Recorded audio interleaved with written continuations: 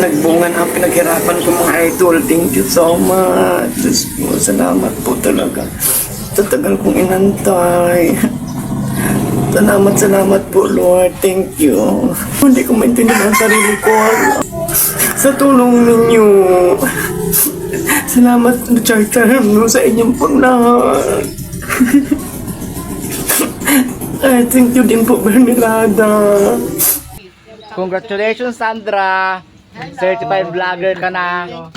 Sabi ko naman sa iyo, tsaga-tsaga lang. Tis-tis kasi darating yung tamang panahon. Iyak talaga ako. Sabi ko sa iyo eh.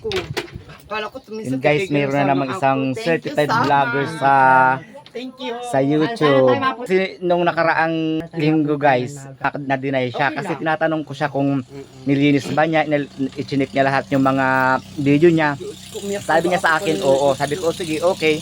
Kaya ang gusto ko kasi mangyari guys, i-review ko ulit yung mga video niya. Sabi niya, wag na kasi okay na daw.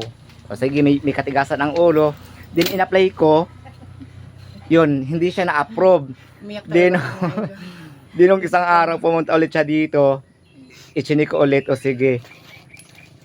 Yun, ini-reapply namin. At ngayon guys ay success. Yan. Ako sa iyo kaya. Mamaya, sige mamaya na mayak muna ako. Ito pala umiyak na. Oo, totoo yan. Umiyak talaga ako. O sige mamaya na maiyak muna. Sabi ko, mamaya na at naiyak na ako. Di ba sabi ko kanina? Kaya nga. Nung nag-ano ako sa iyo, sabi ko sandali lang at naiyak na ako. Oo, totoo na yun. Yun guys. Sabay binidyo ko siya. Monetize na siya sa kanyang YouTube channel guys. Kung isipin nyo guys ha, ang tagal. 1 year and 5 months siya bago ma-monetize.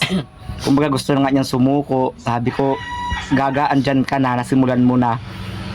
As ang laki na ng gastos niya sa load dati nung time na wala pa siyang wifi, so titigilan niya. Sabi ko, ikaw nasa iyo na, kumbaga ako lang may assister pero nasa sa iyo pa rin, ikaw pa rin magtatrabaho niyan. Kung titigilan mo, nasa iyo na yan, wala na akong pakialam doon. Ang mahalaga, sabi ko sa iyo yung alam ko. Iyak talaga ako. Ayun, buti na lang guys, nagtuloy-tuloy.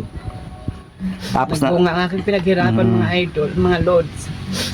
Tapos pag may nag-email sa kanya guys, send sa akin tanong, pero pag walang email hindi niya ako ina-chat. Siyempre nakakano kasi sino bang ano kasi minsan so, basta pag may email na hindi niya alam guys, saka lang niya ako i-chat. Anong ibig sabihin nito, ganyan. Tapos minsan nag-chat naman pala pag Ben, tara sa sayawan. Ay ako may tamad pupunta ng sayawan. Hindi ako sumasama punta ng sayawan. Yun, nakaka-chat naman, nakakaalala naman pala pagting sa, hindi sa YouTube. Pag sa sayawan, naalala din naman niya ako minsan. Ben, tara sa sayawan, siguro wala maging kasama. Yun guys, ang saya niya napayak talaga si Bakla.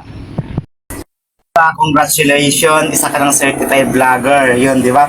Buti na lang hindi ka sumuko. Kasi dati guys, alam niyo si Sandra, napapasuko na talaga siya.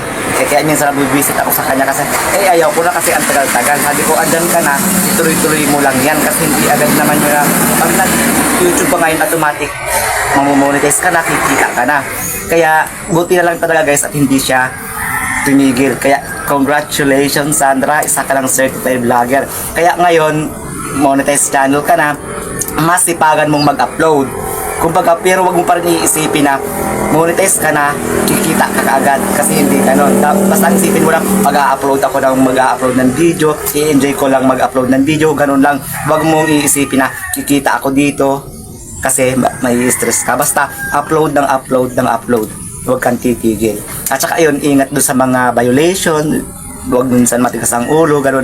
Kaya iiwasan talaga yun. Huwag kang gumaya sa akin na matigas ang ulo. Kaya demonetize ang channel ko ngayon guys. You just imagine guys sila ay monetize channel, ako ay na-demonetize. Kaya pero okay lang yun, kahit willing akong tumulong talaga, kahit demonetize ako, willing ako na doon sa interesado talagang mag-YouTube. Andito ako, pwede ako mag-assist anytime. Thank you so much.